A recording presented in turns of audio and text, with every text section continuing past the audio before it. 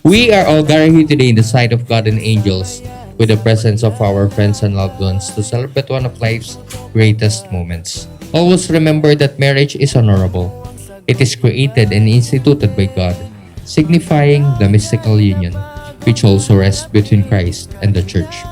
So may this be adorned by true and abiding love. Ngunit kahit ano pa man ang dumating, nandito na ako at dadamay sa'yo mula ngayon. Di ka na mag-iisa.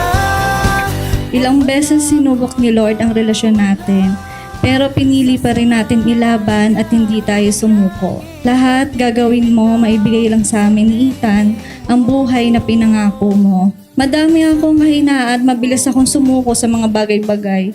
Pero simula nung dumating ka sa buhay ko, hindi na ako nag-aalala at natatakot kasi ikaw ang laging lagats ko. Hintayin ka lang kapag inaapi, wag nang lumaban. Akong mauunat, baka ka masaktan. Mga bagay na ating haharapin, dalawa tayo, sabay nating lulutasin. Kaya kahit anong unos pang darating, wag nang mangamba. Aalalayan kita mula ngayon. Di ka na mag-iisa. Wag matakot mawala. Yun, yung asawa ko nandito sa harap. Napakaganda. Ang hirap tignan.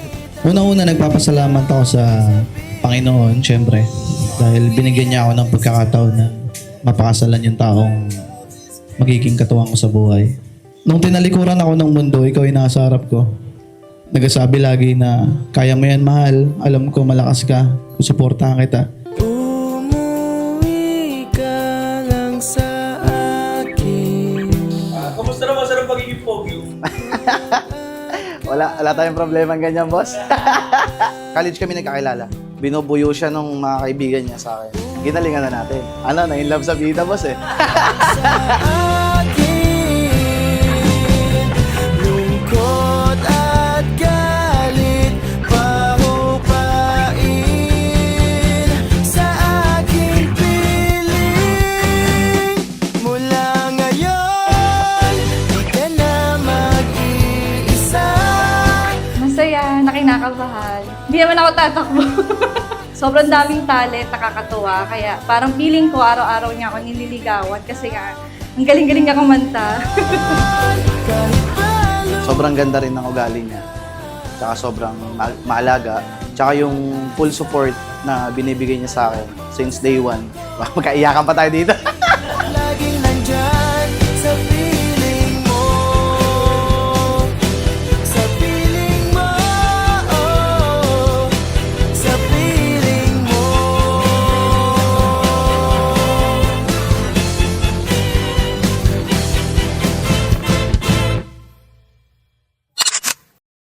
Meron pa rin mga pagsubok na darating sa inyong buhay.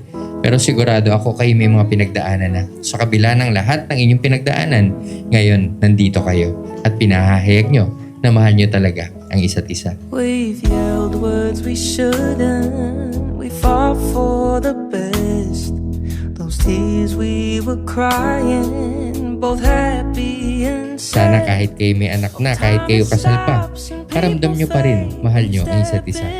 Hindi mahirap magsabi ng I love you bago matulog. Sana rin wag kayo magtatago ng kahit na ano sa isa't isa. Ano mang plano, desisyon o bagay na gagawin ng isa. Sana rin kung merong mga misunderstanding, advice ko po sa inyo.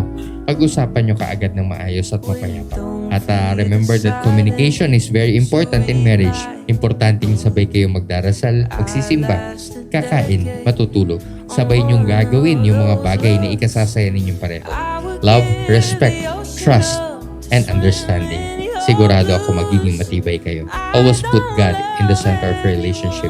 I'm sure yung pagsasama nyo magiging matagumpay The ito. way I love you, the way if I know what love is, it's because of you. Malaking magpapasalamat ko sa Panginoon. Binayaan niya ako ng anak at masayang pamilya. Kayo ni Ethan ng buhay ko. Mahal na mahal kita, Daddy. At mas mamahalin pa kita sa mas mahaba pang panahon. Family and friends, I proudly say, kasal na ako. I'll tell the whole world, top of my lungs.